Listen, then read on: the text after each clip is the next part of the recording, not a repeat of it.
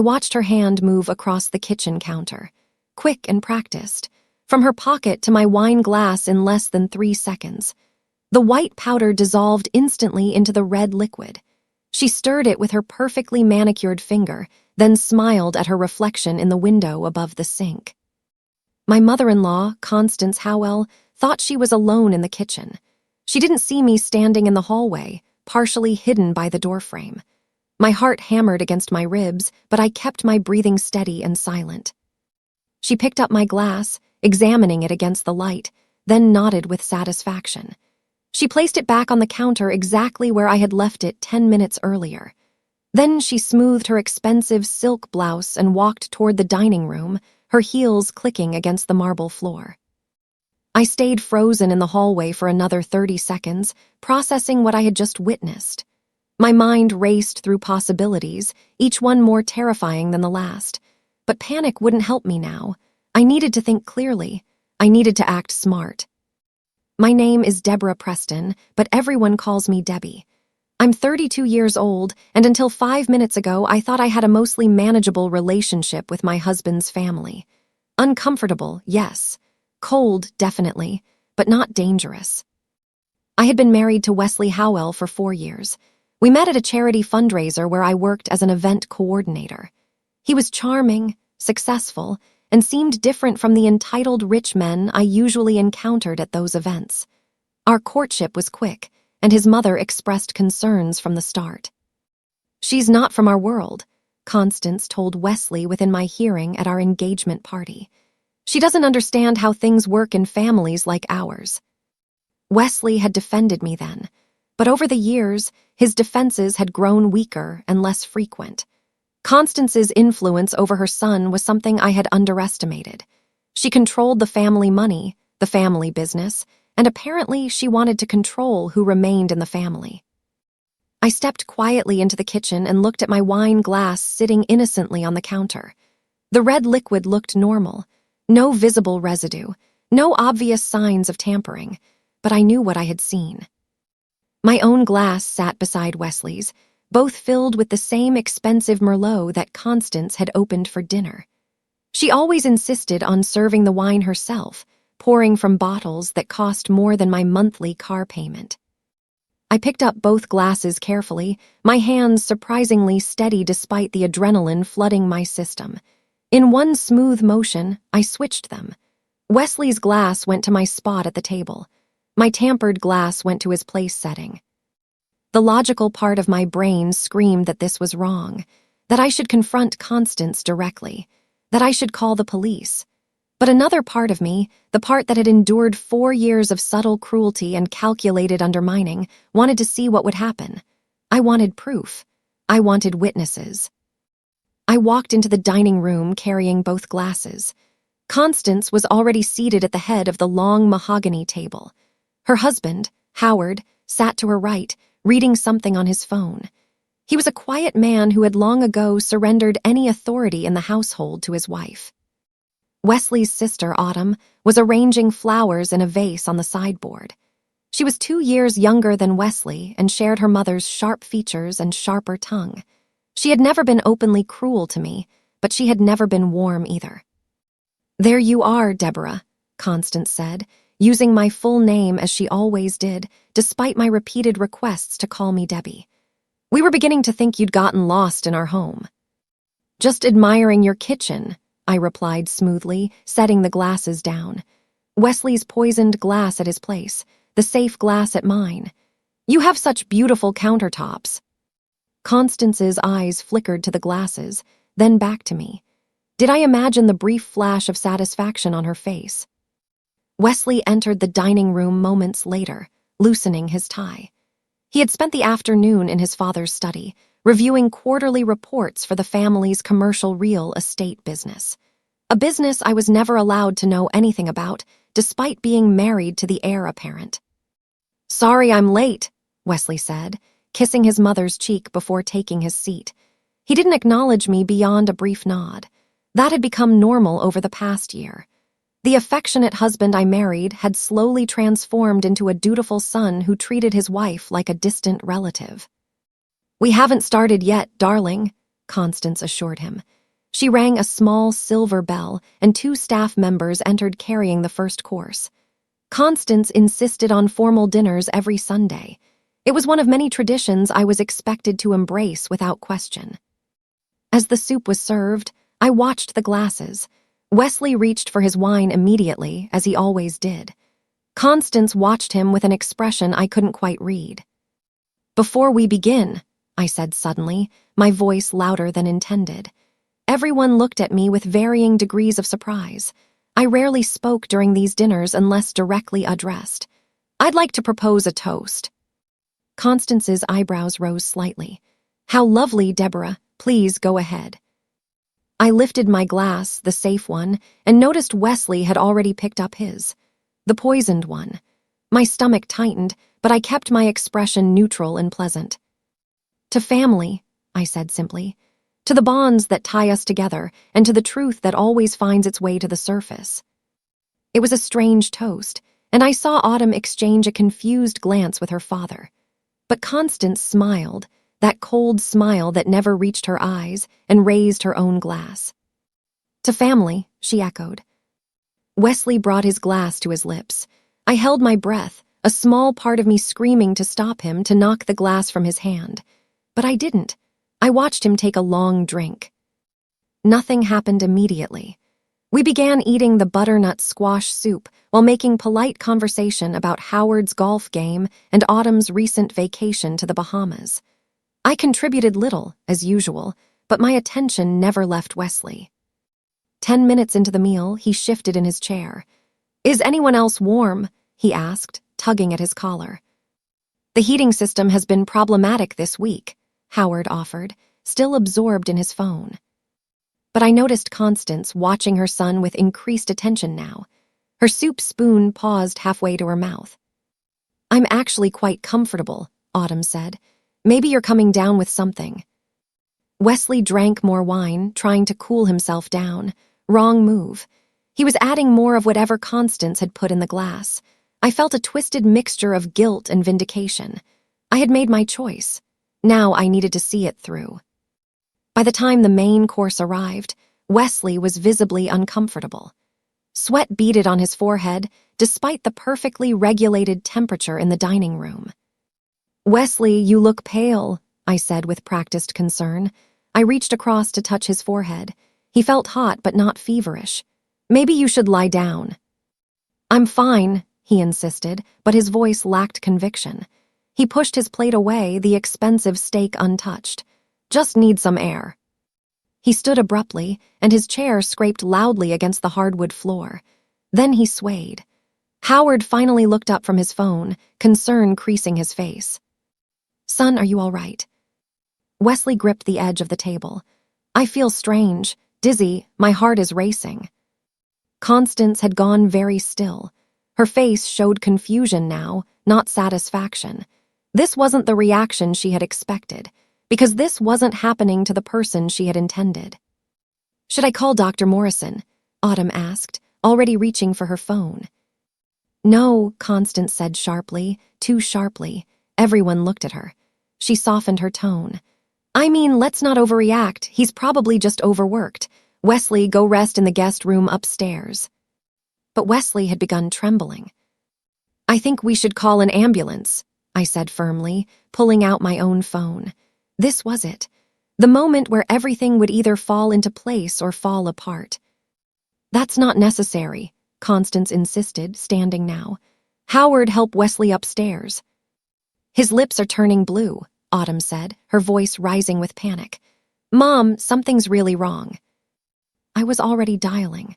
"Yes, I need an ambulance at 1847 Willow Ridge Estate. My husband is having some kind of medical emergency. He's dizzy, sweating, has a racing heart, and now his lips are discolored." Constance's face had gone white. She looked at the wine glasses on the table, then at me. Our eyes met, and in that moment she knew. She knew that I knew, and she knew what I had done. "What did you do?" she whispered. "I switched our glasses," I said calmly, still holding the phone. "In the kitchen, after I watched you put something in mine." The room went silent, except for Wesley's labored breathing. Howard dropped his phone. Constance, what is she talking about? Autumn looked between her mother and me, confusion turning to horror. Mom. She's lying, Constance said, but her voice wavered. She's unstable. I've been telling Wesley for months that she's been acting strange. I walked to my purse and pulled out my phone. I recorded you, in the kitchen. I went back after I switched the glasses and set up my phone on the shelf. It captured everything. This was a lie. I hadn't recorded anything, but Constance didn't know that. Her face confirmed everything. You poisoned your own daughter-in-law. Howard's voice was barely above a whisper. He looked at his wife like he was seeing a stranger. Wesley tried to speak but couldn't form words. He collapsed into his chair, gasping. The ambulance sirens wailed in the distance, getting closer. Constance moved toward me, her expression desperate. Give me that phone. Deborah, you don't understand. This isn't what it looks like. Then what is it? I asked. The ambulance arrived within 6 minutes. Paramedics rushed in, and I explained what I knew. He drank wine that I believe was tampered with. He's been getting progressively worse for about 20 minutes. One paramedic checked Wesley's vitals while another asked rapid questions.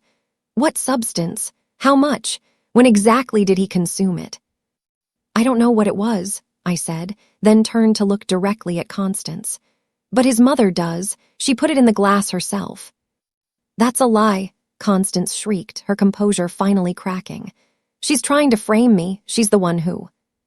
Ma'am, if you know what substance this is, you need to tell us now, the paramedic interrupted. His symptoms suggest a possible cardiac episode. Every second matters. Howard grabbed his wife's arm. Constance, if you know something, tell them. That's our son. Autumn was crying now, her phone clutched in her hand, recording everything. Mom, please just tell them. Constance's face crumbled. The powerful matriarch dissolved into a panicked mother watching her son struggle to breathe because of her own actions. Propranolol, she finally whispered. It was propranolol, crushed tablets, maybe 4 or 5 of them. The paramedic's eyes widened. That's a beta blocker. How much does he normally take? He doesn't, I interjected. Wesley doesn't take any medication. He has no heart conditions. That dose was meant for me. The lead paramedic immediately relayed the information to the hospital. They began treating Wesley for beta blocker overdose, administering medication to counteract the effects. Within minutes, they had him on a stretcher and were wheeling him toward the ambulance. I'm riding with him, I announced, grabbing my purse. So am I, Constance said, moving to follow. The paramedic blocked her path. Ma'am, given the circumstances, I think it's best if you don't. The police will want to speak with you. As if on cue, 2 police cars pulled into the circular driveway, their lights painting the elegant facade of the Howell mansion in red and blue. Autumn's recorded video, my testimony, and Constance's own admission had set events in motion that couldn't be stopped. I rode in the ambulance holding Wesley's hand. Despite everything, despite his coldness over the past year, despite his failure to protect me from his mother's cruelty, I didn't want him to die. I had switched the glasses to expose the truth, not to kill him. Will he be okay? I asked the paramedic. We caught it early enough. Propranolol overdose is serious but treatable if we act fast. He's young and otherwise healthy. That works in his favor. At the hospital, Wesley was rushed into the emergency department. I was directed to a waiting area where a police officer soon joined me. Detective Pierce was in his 40s, with tired eyes that had clearly seen too much. Mrs. Howell, I need to get your statement about what happened tonight. I told him everything. How I had seen Constance poison my drink, how I switched the glasses, how Wesley had consumed the tampered wine instead, how his mother finally admitted what she had done when his life was in danger. Detective Pierce took notes without expression. And why do you think your mother-in-law wanted to poison you? She's wanted me out of the family since before Wesley and I got married, I explained. She's made that clear in hundreds of small ways over the years, but recently it escalated. I told him about the inheritance. 3 months ago, Wesley's grandfather passed away and left a substantial trust fund. The terms specified that Wesley would receive full access only if he remained married. If he divorced within 5 years of his grandfather's death, the money would go to charity instead. Constance was furious about that clause, I continued. She wanted Wesley to divorce me and marry Felicity Banks, the daughter of her closest friend.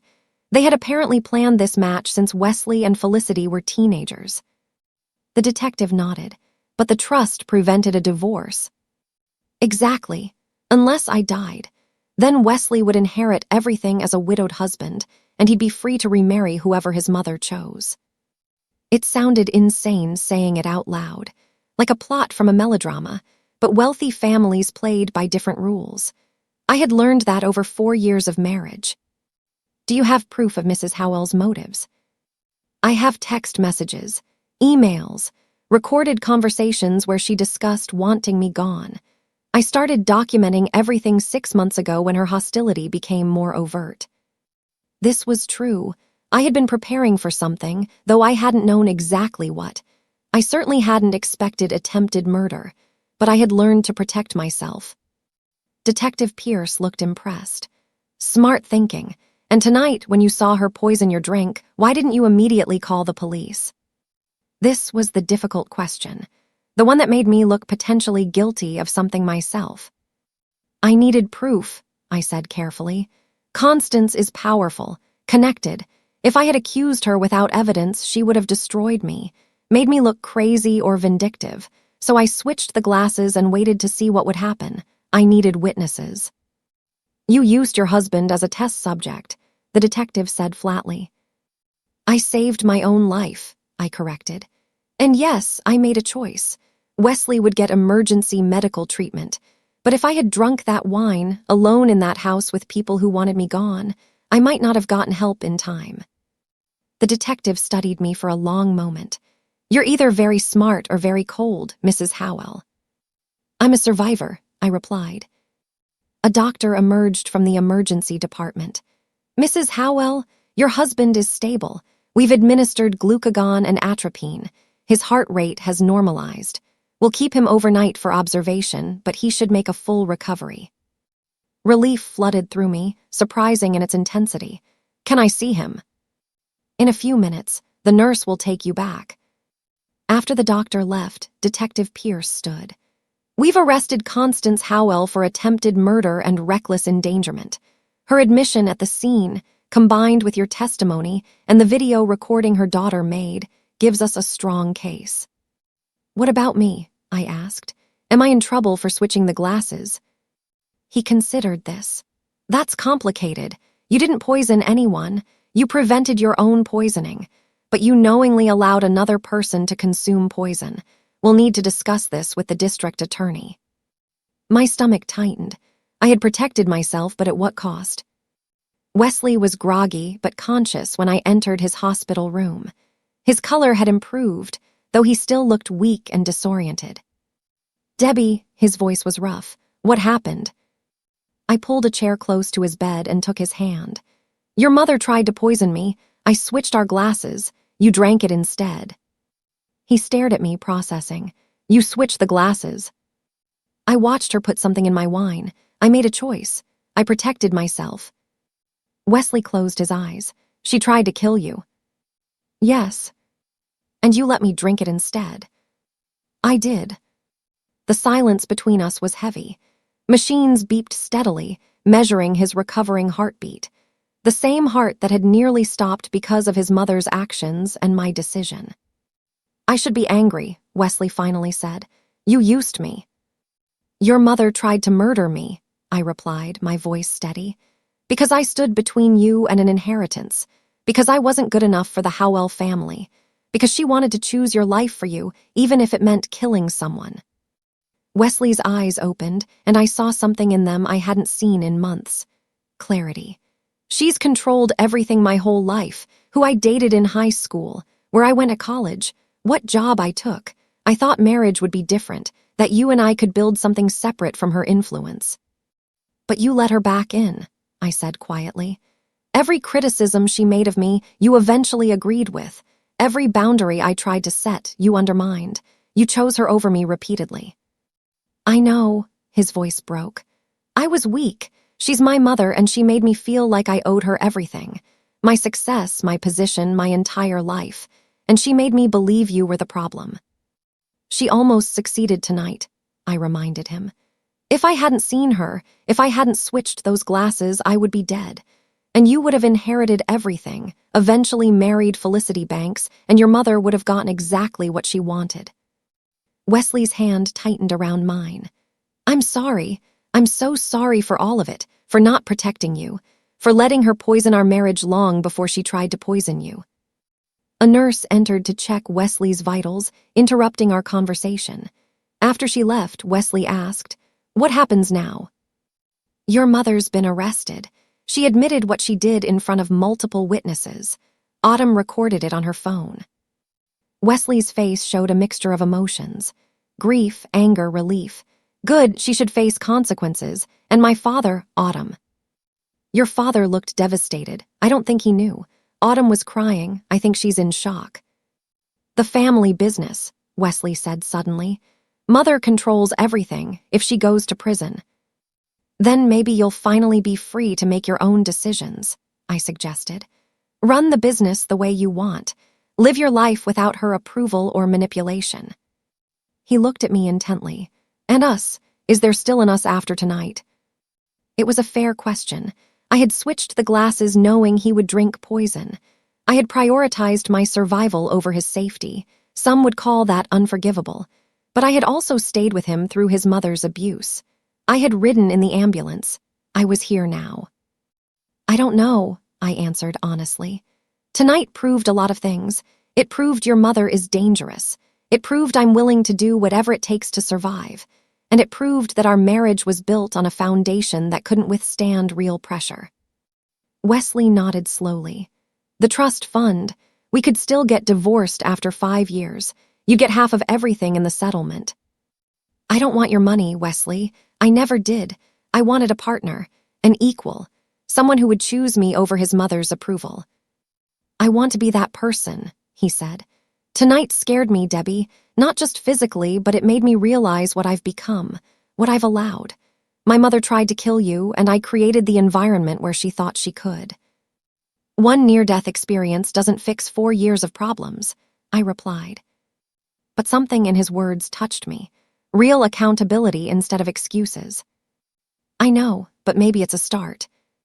A different detective entered, younger than Detective Pierce. Mr. Howell, I need to get your statement when you're feeling up to it.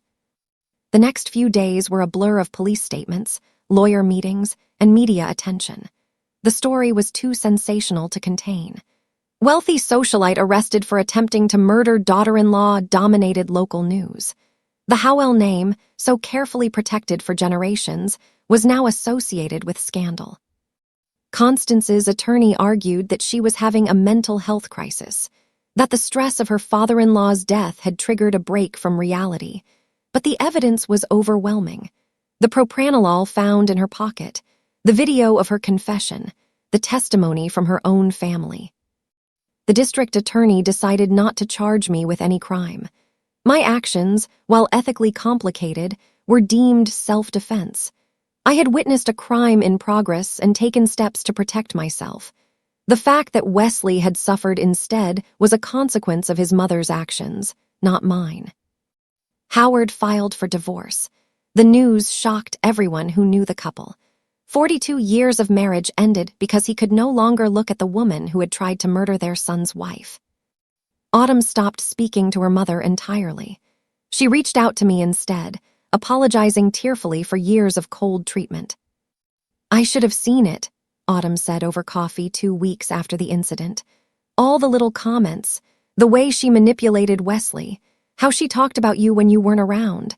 I just thought it was typical mother-in-law stuff. I never imagined she'd actually try to kill me, I finished.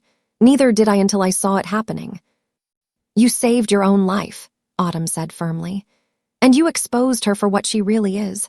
I'm grateful, even though it destroyed our family. Your family was already destroyed, I replied gently. You just couldn't see it because the cracks were hidden under expensive furniture and formal dinners." She laughed bitterly. "True, Dad's already talking about selling the house. Too many bad memories now, and the business is in chaos without Mom's iron grip controlling everything." "How's Wesley handling it?" Autumn smiled slightly. "Better than expected. He's actually talking about restructuring the company, making it more transparent, less about family legacy and more about actual good business practices. It's like he's finally becoming his own person." Wesley and I started marriage counseling.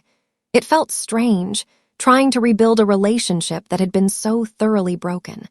But the near-death experience had changed something fundamental between us. "I enabled her abuse of you," Wesley admitted during our third session. "Every time you set a boundary, I let her cross it. Every time you asked for support, I chose my fear of disappointing her over your needs." Our therapist, Dr. Harrison, nodded. "And Debbie, how did that make you feel?"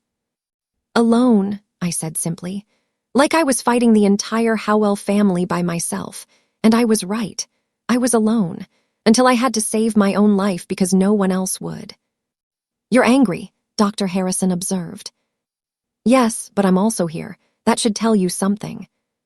Wesley reached for my hand. "It tells me you haven't given up completely, that maybe we can build something real this time, without my mother's influence, without the family expectations, just us figuring out if we actually work together." "Do we?" I asked. "Work together?" He considered the question seriously. "I don't know yet, but I'd like to find out." Constance's trial was set for 6 months later. Her attorney negotiated a plea deal. Attempted murder reduced to assault with a deadly weapon. 8 years in prison, possibility of parole after 5. The day she was sentenced, Wesley and I sat in the courtroom. Constance looked smaller somehow, diminished in her prison jumpsuit. The powerful matriarch who had controlled every aspect of her family's life was now just another inmate. She looked at Wesley with tears streaming down her face. "I'm sorry. I only wanted what was best for you." "No," Wesley said, his voice steady. "You wanted what was best for you, what preserved your control and your legacy. Debbie is what's best for me. I just couldn't see it until you forced me to." Constance's face hardened at his words. Even facing prison, she couldn't accept that she had been wrong. As we left the courthouse, reporters shouted questions. Wesley squeezed my hand, and we walked past them together, united for the first time in our marriage. It had taken attempted murder to get here, but we had arrived. 1 year after that terrible Sunday dinner, Wesley and I sat in our new apartment. We'd left the Howell mansion, left the family business to be managed by Howard and a professional team, and started fresh. "Do you think about that night?" Wesley asked. "Every day," I admitted. "I see her hand moving across the counter. I watch myself switch those glasses. I make the choice over and over in my memory." "Do you regret it?" I thought about this carefully. "I regret that it happened at all. I regret that your mother hated me enough to try to kill me. I regret that our marriage was so broken that I felt I had no one to turn to. But switching the glasses, no, I'd do it again." Wesley nodded. "I understand, and I'm sorry you had to make that choice alone." We sat in comfortable silence. Our marriage wasn't perfect. We still had difficult conversations and setbacks, but we were building something real now, something based on honesty instead of appearances. My mother-in-law had tried to remove me from the family permanently. Instead, she removed herself. And in doing so, she gave Wesley and me something we'd never had before, a real chance at a genuine marriage. Sometimes the most dangerous threat to your life becomes the catalyst for saving it.